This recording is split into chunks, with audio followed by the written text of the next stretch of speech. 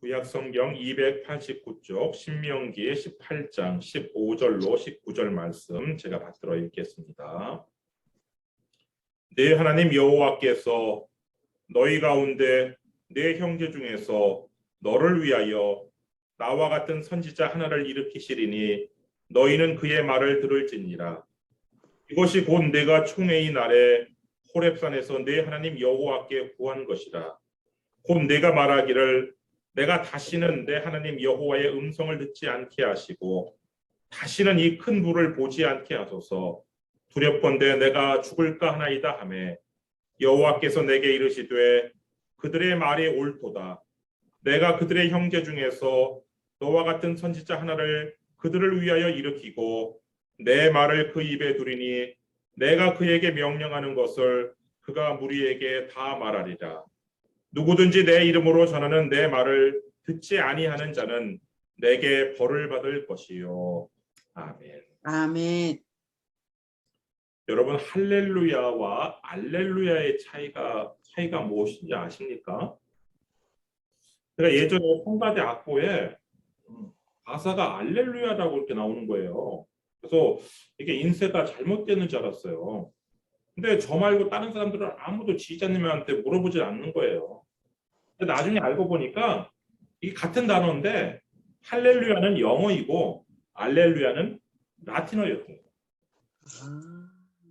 이와 같이 성경에도 같은 단어인데 서로 다른 언어로 표기돼 가지고 우리가 헷갈리는 경우가 있어요. 사실 뭐 알면 별거 아닌데 모를 때는 정말 답답하죠. 사울과 바울 같은 사람이잖아요. 맞아요. 근데 여러분들 이런 설교 한번 들어보신 적 있을 거예요. 원래 사울이라는 이 이름의 뜻은 큰 자. 이 사울이 다윗의 도상에서 회개하고 작은 자라는 뜻의 바울로 이름을 바꿨다. 이런 설교 들어보신 적 있을 거예요. 맞아요. 근데 은혜스럽기는 한데 전혀 사실이 아니에요. 사울은 히브리식 이름이고 이 사울이라는 이름을 헬라식으로 표기한 것이 바울이에요. 바울은요, 다메섹 도상에서 회개하고 안디옥 교회에서 사역할 때에도 사울이라는 이름을 썼어요. 바울이라는 이름을 사용하기 시작한 것은 언제부터였냐? 이 사울이 선교사로 파송되죠. 파송되어서 헬라 문화권, 그리스 문화권에 들어갔을 때 그 문화권에서는 사울이라는 이름이 어려워요. 그래서 그 문화권에서 쓸 수 있는 바울이라는 이름을 사용하기 시작한 거예요. 저도 미국에 와서 제 한국 이름을 미국 사람들한테 이야기하면 굉장히 어려워해요. 그래서 여기 미국식 이름을 제가 가지고 있잖아요. 그것처럼 이 사울이 뭐 회계에서 작은 자라는 뜻의 바울의 이름으로 개명한 게 아니고 사울과 바울이 하나는 히브리어, 하나는 헬라어예요. 그리스어예요. 요나하고 요한도 그래요. 구약의 요나 선지자 있잖아요. 이 요나는 히브리식 이름이고 이 요나를 헬라식으로 표기한 게 바로 요한이에요. 요한. 그래서 요나하고 요한도 같은 거예요. 같은 단어예요. 마찬가지로 히브리어로 메시아, 이게 헬라어로 하면 그리스도예요. 이 메시아하고 그리스도가 같은 단어예요. 이걸 우리말로 번역한 게 구세주, 세상을 구원할 주님이시다. 그래서 구세주. 그러니까 메시아, 그리스도, 구세주, 이게 다 같은 말이에요. 다른 언어로 말하는 것뿐이죠. 근데 세상을 죄로부터 구원할 구세주, 메시아, 이 그리스도가 이 땅에 오시겠다는 예언은요, 구약 성경에 여러 군데서 등장을 하는데 오늘 본문에서도 등장을 하고, 그래서 제가 이런 말씀을 드리는 거고, 가장 먼저 등장하는 것은요, 어디까지 거슬러 올라가냐면 에덴 동산까지 거슬러 올라가요. 에덴 동산에서 아담과 하와가 살던 그곳에는 딱 하나의 계명만이 있었어요. 하나님께서 딱 하나의 계명만 주셨는데 뭐냐? 동산 중앙에 생명나무하고 선악을 알게 하는 두 부류의 나무가 있다. 이 생명나무는 얼마든지 너희들 먹어도 좋다. 이 생명나무의 실과를 먹으면 너희들은 죽지 않고 영생한다. 그런데 이 선악을 알게 하는 나무의 실과는 먹었다가는 너희들이 죽으니까 먹지 말아라. 요 단 하나의 계명만 있었어요. 그런데 안타깝게도 이 아담과 하와는 그 꼴랑 그 한 개밖에 되지 않는 계명을 어겼어요. 이런 걸 보면은 법이 많아서 못 지키는 게 아니라 법을 어길 사람은 법이 한 개 어기는 거고 법이 10개 어기는 거고 많아도 어기는 거고. 여하튼 아담과 하와는 뱀의 유혹에 넘어가서 이 딱 하나밖에 없는 그 법을 어기고 낙원에서 쫓겨나는 심판을 받았는데 하나님께서는 심판 중에도 긍휼을 잊지 않으셔서 다시 낙원을 회복할 수 있는 길을 마련하셨고 그 낙원을 회복할 수 있는 그 길로서 메시아를 이 세상에 보내시겠다는 예언을 하셔요. 그래서 창세기 3장 15절에 메시아에 대한 예언이 처음으로 나오는데 내가 너로 여자와 원수가 되게 하고 내 후손도 여자의 후손과 원수가 되게 하리니 여자의 후손은 내 머리를 상하게 할 것이요 너는 그의 발꿈치를 상하게 할 것입니다 하시고 거기서 여자의 후손이라고 이 표현된 단어가 바로 메시아를 지칭하는 단어인데 예수님께서는 여자의 후손으로 오실 것이라고 예언이 되었어요. 그래서 그 예언대로 예수님께서는 처녀의 몸에서 동정녀 마리아의 몸에서 탄생하셔서 남자의 후손이 아니라 여자의 후손으로 오신 것이죠. 이렇게 창세기 3장 에덴 동산에서부터 그 예언된 그 메시아 예언은요. 오늘 본문에도 나오는데 오늘 본문에서는요. 그 18절 한번 보세요. 내가 그들의 형제 중에서 너와 같은 선지자 하나를 그들을 위하여 일으키고 내 말을 그 입에 두리니 내가 그에게 명령하는 것을 그가 무리에게 다 말하리라. 이게 하나님의 말씀인데요. 하나님께서 앞으로 하실 일인데 여기서 너와 같은 선지자는 바로 모세 같은 선지자예요. 너와 같은 선지자 하나를 일으키시겠다는 약속을 하나님께서 하시는데 여기서 이 너와 같은 선지자가 바로 메시아를 지칭하는 거예요. 메시아는요 참 선지자예요.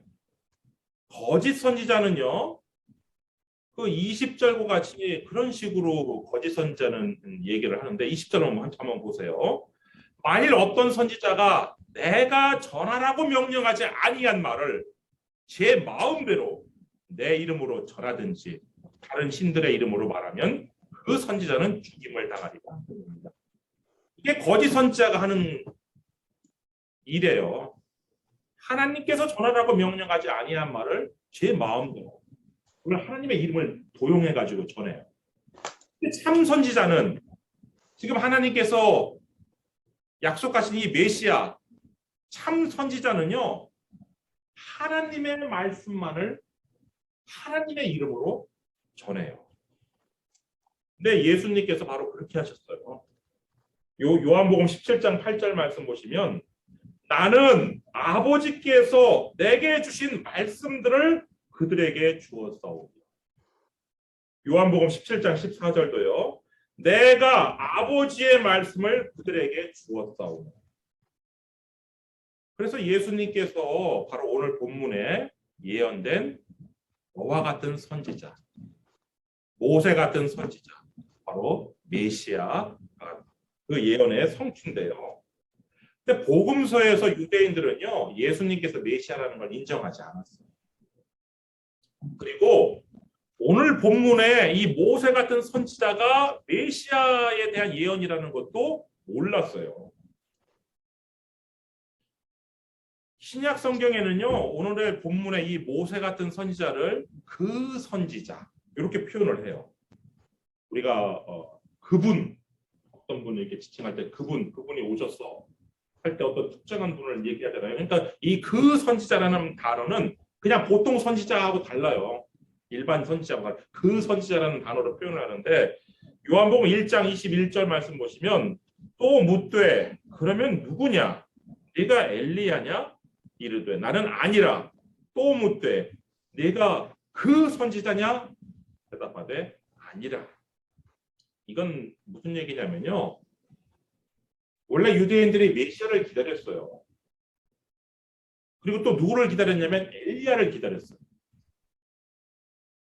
그리고 또 누구를 기다렸냐면 오늘 본문에서 하나님께서 약속하신 그 선지자를 기다렸어요. 그러니까 이렇게 예수님 당시 유대인들이 세 명을 기다렸어요. 메시아, 엘리야. 그 선지자. 근데 엘리야를 기다린 이유는 뭐냐면요. 마지막 말라기, 구약 성경의 맨 마지막에 책이 말라기인데 그 말라기의 맨 마지막에 이런 예언이 있기 때문에 그랬어요. 말라기 4장 5절 말씀 보시면 보라 여호와의 크고 두려운 날이 이르기 전에 내가 선지자 엘리야를 너희에게 보내리니. 그래서 이 유대인들은 그 말라기 말씀에 따라서 이 엘리야를 메시아와 그 선지자와 함께 기다렸어요. 근데 이 말라기 예언이 끝나고 400년 동안 하나님의 말씀이 이 땅에 임하지 않아요.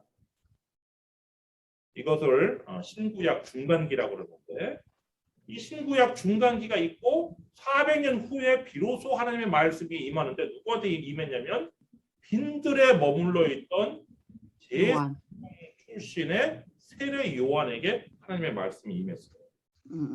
누가복음 3장 2절 말씀 보시면 안나스와 가야바가 대제사장으로 있을 때에 하나님의 말씀이 빈들에서 사가랴의 아들 요한에게 임한지라. 그리고 요한은 하나님의 그 말씀을 가지고 그대로 사람들에게 전했어요. 매개하라. 천국이 가까이. 그리고 이 세례 요한의 그 선포된 말씀을 들으러 사람들이 다 몰려드는 거예요. 그 단순한 메시지에. 그리고 그 단순한 메시지를 듣고 회개하는 사람들에게 세례 요한이 세례를 베풀었습니다. 그러니까 사람들이 야 저분이 저 세례 요한이 우리가 기다렸던 메시아인가? 근데 세례 요한은 자기가 메시아가 아니라는 거예요. 그래서 이제 물어본 거예요. 이 유대인들이 그러면 네가 엘리야냐? 근데 세례 요한은 또 자기가 엘리야가 아니래요. 그러면 네가 그 선지자냐? 그러니까 그것도 아니래요. 그러니까 이제 마지막으로 묻는 거예요. 요한복음 1장 25절 또 물어 이르되 네가 만일 그리스도도 아니요 엘리야도 아니요 그 선지자도 아닐진데 어찌하여 세례를 베푸느냐? 이렇게 묻는데 세례 요한이 세례를 베푸는 목적에 대해서 설명을 하죠. 내가 세례를 베푸는 목적은 그리스도가 누군지 너희들에게 알려주기 위해서이다. 이렇게 얘기를 하는데 근데 세례 요한이 자신에 대해서요. 엘리야가 아니다 이렇게 부인했지만 사실은 세례 요한이 엘리야였어요. 마태복음 11장 13절 14절 말씀 보시면 모든 선지자와 율법이 예언한 것은 요한까지니 만일 너희가 즐겨받을진대 오리라 한 엘리야가 곧 이 사람이니라. 예수님께서 세례 요한으로 바로 이 세례 요한이 말라기 선지자가 오리라고 하는 그 엘리야다. 이렇게 증언을 했습니다. 그러면 누가 메시아예요? 나사렛 예수가 메시아예요. 이거를 성경에서 이 베드로가 가장 먼저 고백을 해요. 마태복음 16장 16절 말씀 보시면 시몬 베드로가 대답하여 이르되 주는 그리스도시요 살아계신 하나님의 아들이시니라. 아멘. 님께서 우리가 기다렸던 메시아입니다. 이렇게 고백을 한 거예요. 그리고 이 또 시몬 베드로는 오순절 성령 강림 후에 사람들에게 너희가 십자가에 못 박아 죽인 그 예수님이 그 나사렛 예수가 메시아일 뿐만 아니라 너희들이 그토록 기다리던 그 선지자다. 이렇게 또 증언을 하는데요. 사도행전 3장 22절부터 24절 말씀 보시면 모세가 말하되 주 하나님이 너희를 위하여 너희 형제 가운데서 나 같은 선지자 하나를 세울 것이니 너희가 무엇이든지 그의 모든 말을 들을 것이라. 누구든지 그 선지자의 말을 듣지 아니하는 자는 백성 중에서 멸망받으리라 하였고 또한 사무엘 때부터 이어 말한 모든 선지자도 이 때를 가리켜 말하였느니라. 그래서 이 베드로가 예수님이 우리가 기다렸던 메시아이고 예수님이 바로 모세가 예언한 오늘 신명기에서 예언된 바로 그 선지자다. 그러니까 너희는 그 선지자 그리고 메시아이신 예수님의 말을 해야 된다. 이렇게 지금 설교를 한 거예요. 여러분 예수님은요 하나님의 말씀만을 전하셨던 참 선지자로 바로 메시아인데 이 참 선지자인 예수님에 대한 명령은 아주 심플해요. 아주 단순해요. 거기 15절 말씀 보세요. 오늘 본문 15절 말씀 보시면 내 하나님 여호와께서 너희 가운데 내 형제 중에서 너를 위하여 나와 같은 선지자 하나를 일으키시리니 너희는 그의 말을 들을지니라. 그러니까 예수님에 대한 명령은 아주 단순해요. 예수님의 말을 들어라. 그렇죠. 들어라. 근데 하나님께서는요 거기다 하나 덧붙이세요. 만약 예수님 말 듣지 않으면 내가 벌을 내리겠다. 거기 19절 한번 보세요. 누구든지 내 이름으로 전하는 내 말을 듣지 아니하는 자는 내게 벌을 받을 것이요. 그러니까 예수님께서 전하는 하나님의 말씀을 듣지 아니하면 하나님께 벌을 받는다는 거예요. 예수님 말 들으라는 이 명령은요 또 신약 성경에서 그 변화산에 올라간 제자들에게도 주어진 명령인데요. 마태복음 17장 5절 말씀 보시면 말할 때에 호련히 빛난 구름이 그들을 덮으며 구름 속에서 소리가 나서 이르시되 이는 내 사랑하는 아들이요 내 기뻐하는 자니 너희는 그의 말을 들으라 하시는지라. 그래서 여러분 우리는 예수님의 말 들으셔야 돼요. 예수님께서 좋은 말로 할 때 예수님 말 들으세요. 이건 좀 제가 웃으라고 한 얘기인데 너무 좀 썰렁하게 했는데 예수님의 말 우리가 들어야 되는데 물론 뭐 예수님의 말씀 중에서 듣기 어려운 말도 있어요. 사실은 예를 들면 산상순에 나오는 원수를 사랑하라. 누가 내 오른뺨을 때리거든 왼뺨까지 돌려대라. 이런 말씀은 우리가 듣기 좀 쉽지 않죠. 원수 사랑은 고사하고 사실은 이웃 사랑, 형제 사랑도 사실은 쉽지 않아요. 제자들도 그랬어요. 제자들이요 형제 사랑 그 예수님의 말씀도 듣지 못했어요. 그래서 예수님께서 돌아가시기 전날 밤 그 밤까지도 막 서로 그냥 누가 더 크냐 하면서 서로 다퉜던 거거든요. 그렇지만 그런 제자들도 마치 그냥 청개구리가 그냥 엄마 말 그렇게 안 듣다가 엄마가 죽으면서 한 말은 마지막에 들었던 것처럼 이런 제자들도요 마지막으로 예수님께서 한 승천하시기 전에 마지막으로 남긴 그 말은 들었어. 이번 주 목요일이요 예수님께서 승천하신 주의 승천이래요. 예수님께서 승천하심으로 이 제자들과 이별을 하셨는데요. 제자들과 이별을 하시면서 다시 돌아올 것을 약속하시면서 내가 다시 돌아올 때까지 너희들은 이걸 해라 이렇게 부탁하셨어요. 그 말씀이 이 복음서와 사도행전에 서로 다른 형태지만 이렇게 다 기록되어 있는데 제자들은 하나님의 말씀은 형제 사랑하라는 그 말씀도 듣지 못했던 제자들도 예수님이 마지막 떠나시면서 하신 그 말씀만은 들었어요. 어떻게 기록되어 있는지 마태복음부터 보면요. 마태복음 28장 19절 20절 말씀 보시면 그러므로 너희는 가서 모든 민족을 제자로 삼아 아버지와 아들과 성령의 이름으로 세례를 베풀고 내가 너희에게 분부한 모든 것을 가르쳐 지키게 하라. 볼지어다 내가 세상 끝날까지 너희와 항상 함께 있으리라 하십니다. 승천하실 전에 마지막으로 제자들에게 한 말이 뭐냐? 가서 모든 민족을 제자로.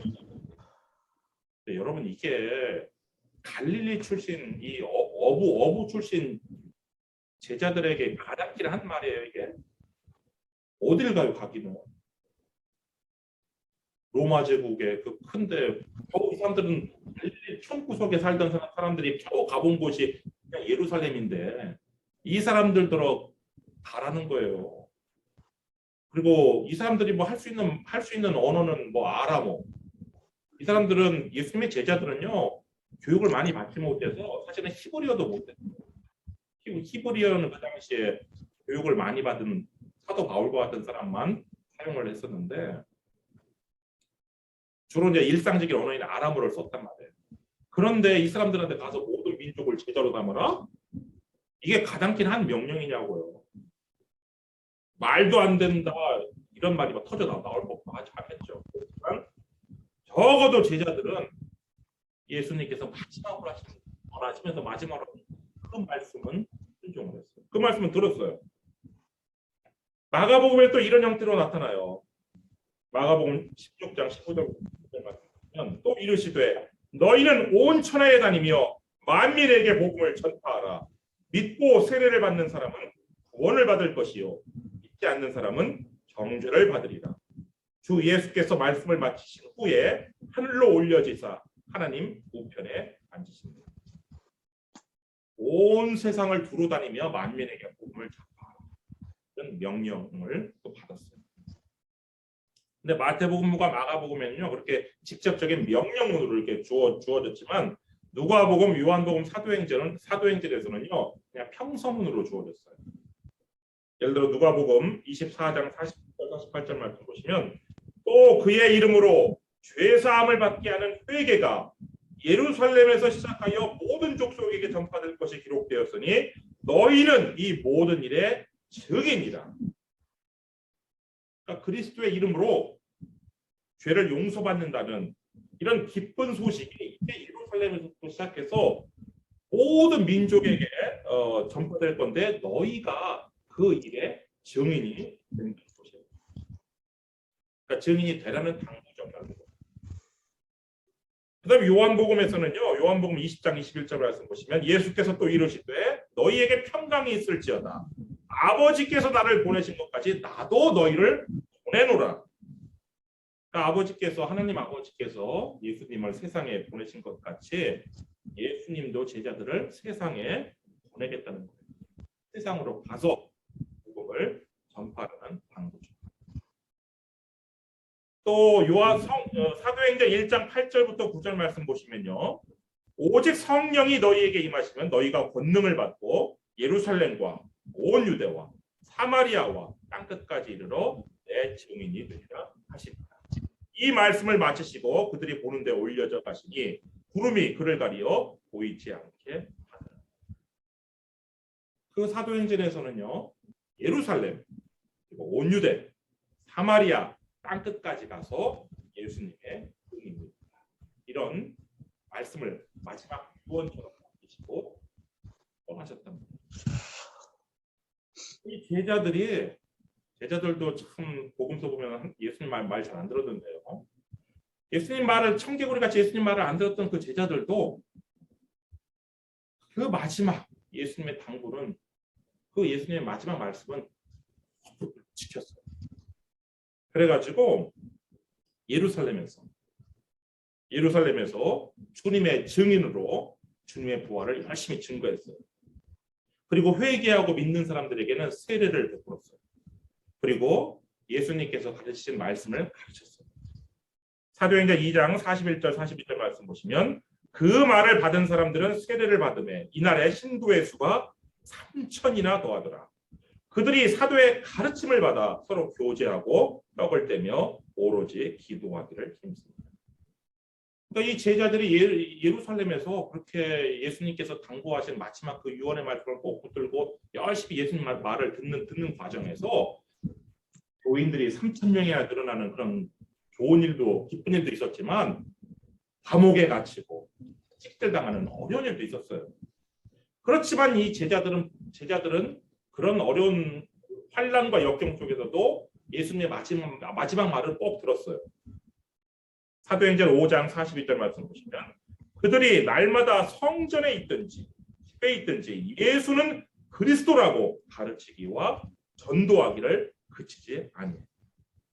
그래서 예수님께서 당부하신 선교, 전도, 교육, 가르치는 거 이거를 그냥 붙들고 열심히 했단 말이에요.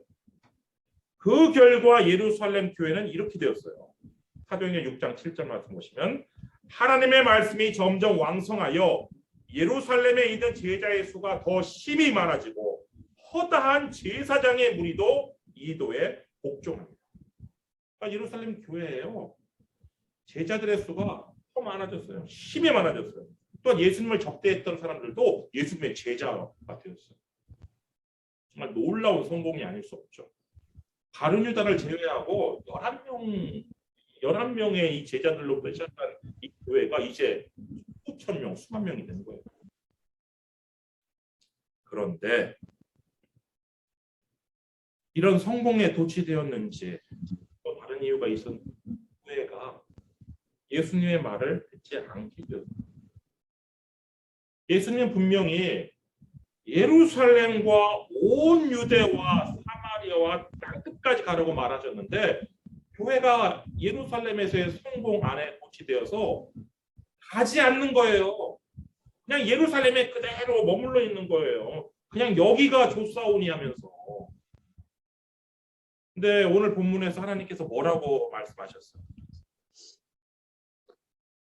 내 이름으로 전하는 내 말을 듣지 아니하는 자는 내게 벌을 받을 것이라고.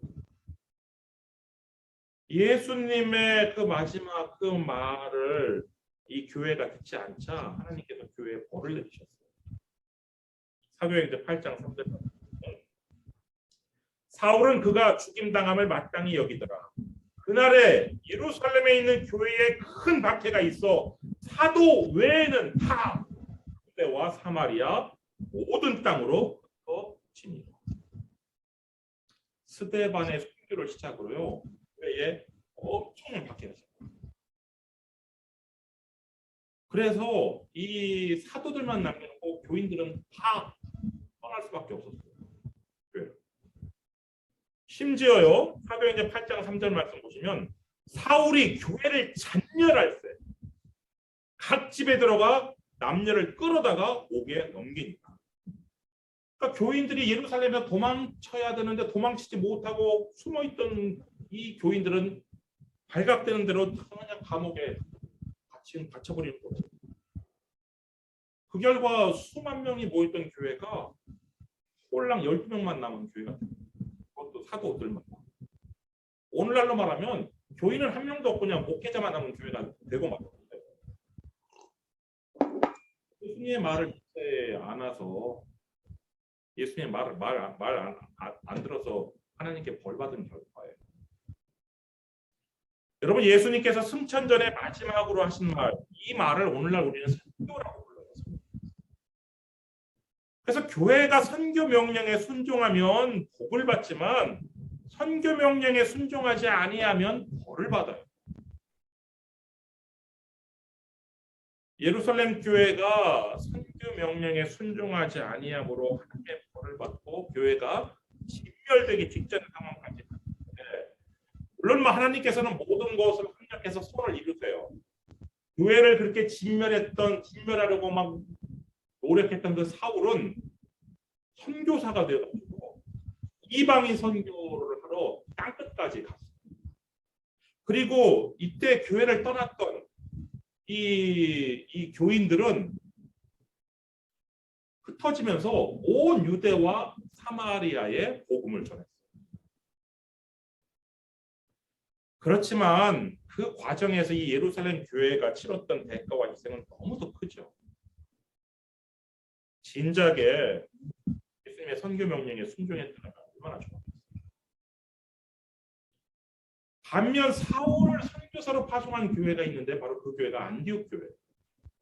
예루살렘 교회는 실패했지만 선교적 사역에 실패했지만 이 안디옥 교회는 정말 예수님의 선교 명령에 순종하는 교회의 모범을 보여주던데 사도행전 13장 1절부터 3절 말씀 보시면요.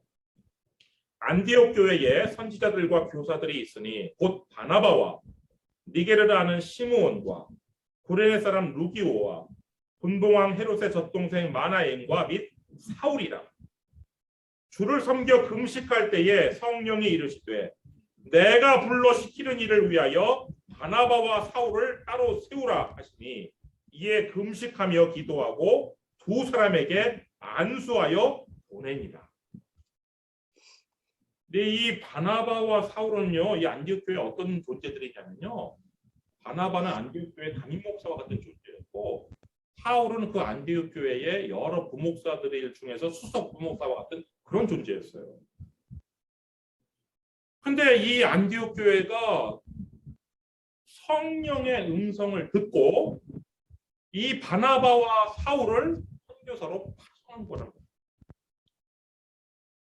그리고 이 파송된 선교사들을 위해서 이 안디옥 교회가 열심히 기도했고, 또 이 선교사들이 선교 사역을 마치고 돌아왔을 때 그 선교사들의 선교 보고를 들었어요. 사도행전 14장 26절 28절 말씀 보시면 거기서 배 타고 안디옥에 이르니 이곳은 두 사도가 이룬 그 일을 위하여, 이방인 선교죠, 전에 하나님의 은혜에 부탁하던 곳이라. 하나님의 은혜에 기도를 부탁했던 곳인데요. 이 안디옥 교회가 그 선교사들의 기도를 한 것이죠. 그들이 이르러 교회를 모아 하나님이 함께 행하신 모든 일과 이방인들에게 믿음의 문을 여신 것을 보고하고 제자들과 함께 오래 있습니다. 안디옥 교회는 선교사를 보내고 끝, 이게 아니라요, 보내고 그들을 위해서 기도하고 그들이 돌아와서 선교 보고를 할 때 듣고 그들이 그 안식년을 가질 때에 가질 수 있도록 도와줬다고. 또 안식년 동안요, 안식년이라고 해서 무조건 쉬는 게 아니라 목회 사역을 할 수 있도록 도와주어 길을 열었는데요. 사도행전 15장 35절 말씀 보시면 바울과 바나바는 안디옥에 유하며 수다한 다른 사람들과 함께 주의 말씀을 가르치며 전파한다. 이게 바로 예수님의 선교 명령에 순종한 교회의 모범, 바로 안디옥 교회의 모범인데, 물론 뭐 오늘날 모든 지역 교회가 안디옥 교회처럼 뭐 선교사를 파송하면서 예수님 파송하는 그런 것을 함으로써 예수님의 선교 명령에 순종한다고 해서 꼭 그래야 되는 건 아니에요. 물론 그렇게 되면 정말 소원, 그게 가장 큰 소원이죠. 선교사를 파송할 수 있는. 그래서 우리 선교사가 있는 정말 저의 소원입니다. 그렇지만 중요한 것은 뭐냐면요, 예수님의 신부인 교회는 예수님의 신부예요. 예수님께서, 신랑이신 예수님께서 다시 오실 것을 기다리면서 예수님께서 하신 말씀, 그 마지막 말을 한 것이에요. 그래서 우리 교회가 예수님의 선교 명령에 최선을 다해서 하는 것이에요. 그리고 우리 각자가 교회의 선교 사명에 최선을 다해서 헌신하는 거예요. 뭐 우리 교회가 선교사를 파송하지는 못하지만 선교사를 위해 기도를 합니다.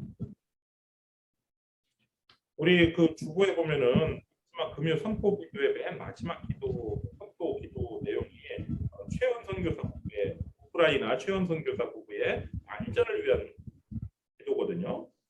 그래 기도할 수 있어요. 이렇게 선교사를 위해서. 그리고요, 또 선교사의 선교 보고를 우리가 들을 수 있어요. 그리고 선교사의 안식년을 우리가 도울 수도 있어요. 또 나아가 좋은 선교사는요, 그냥 하루아침에 일어나는 게 아니에요.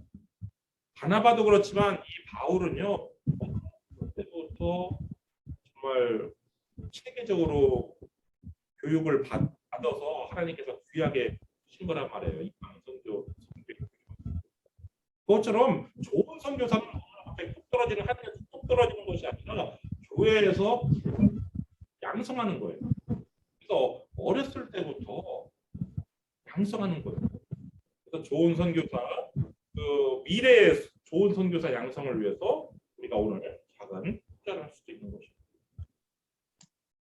우리 교회가 예수님의 선교에 순종함으로 여러분과 여러분의 가정, 그리고 우리 교회에 임마누엘 하나님의 복과 은혜가 임하게 되기를 주님의 이름으로 축원합니다. 아멘.